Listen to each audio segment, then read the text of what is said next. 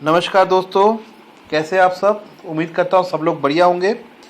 आज मैं आपको 3 तरह के अंडे मेरे पास रखे हुए हैं और तीनों के बारे में मैं आज आपको इन्फॉर्मेशन देने वाला हूँ।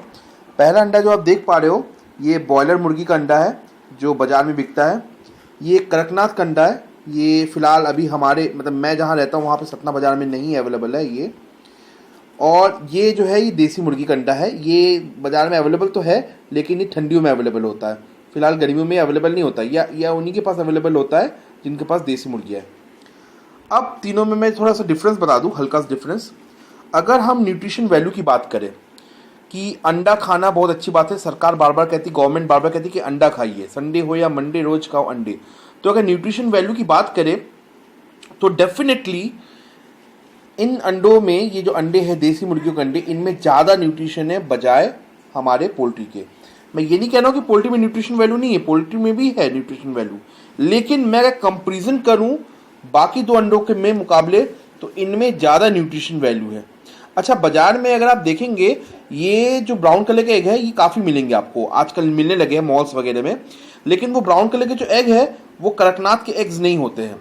उनमें कड़कनाथ जो बेचेगा वो लेवलिंग रहता है। नॉर्मली ब्राउन कलर के एग्स होते हैं वो भी मुर्गियों के अंडे होते हैं, वो रेड आइलैंड रेड के अंडे होते हैं, या दूसरे जो प्रजाति होते हैं उनके भी ब्राउन एग रहते हैं।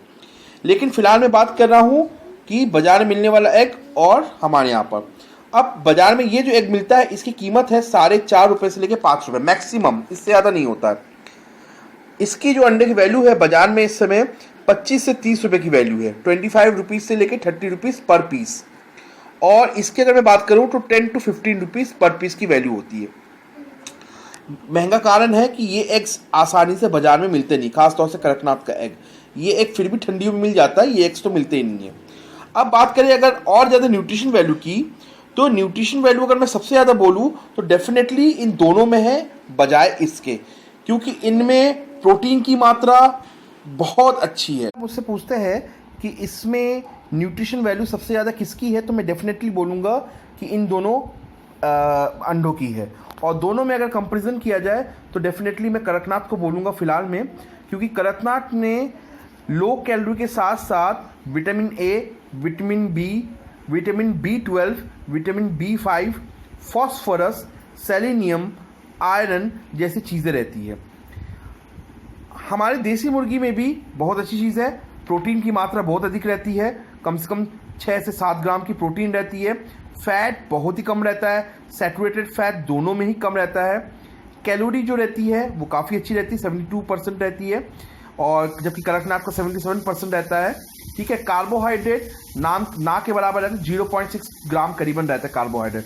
कोलेस्ट्रॉल की मात्रा भी बड़ी कम रहती है, 212 मिलीग्राम खाली रहता है। तो अगर आप पूछे कि मैं डेली बेसिस पे अंडा खाना चाहता हूँ तो क्या अंडे खाया जाए, तो मैं डेफिनेटली बोलूँगा कि अगर आप जाएंगे प्रीफर करेंगे तो या तो देसी खाइए, और थोड़ा सा अगर आप पैसे खर्च कर सकते हैं तो डेफिनेटली कड़कनाथ को प्रीफर कीजिए।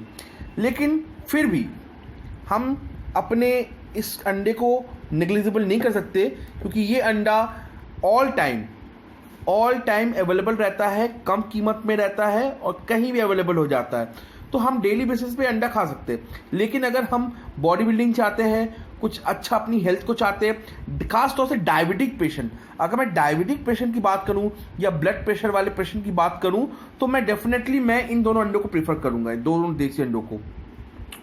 आप भी ट्राई कीजिए।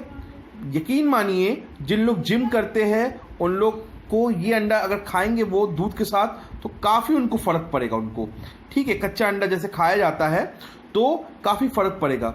तो अगर मेरी माने तो डेफिनेटली इन तीनों में मैं अगर सबसे अच्छा रेटिंग दूंगा तो वो इन दोनों अंडों को दूंगा।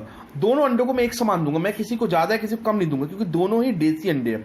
उसके बाद मैं डेफिनेटली इसको दूंगा ही दूंगा। तो आप भी अपने घरों में ये अंडे ट्राई कीजिए और तीनों को ही कोशिश कीजिए एक दिन एक साथ बनाने के लिए, तो आपको समझ में आ जाएगा कि तीनों में अंतर क्या क्या है। इनके यॉक में भी आपको काफ़ी सारा अंतर दिखाई देगा जब आप बनाएंगे तो।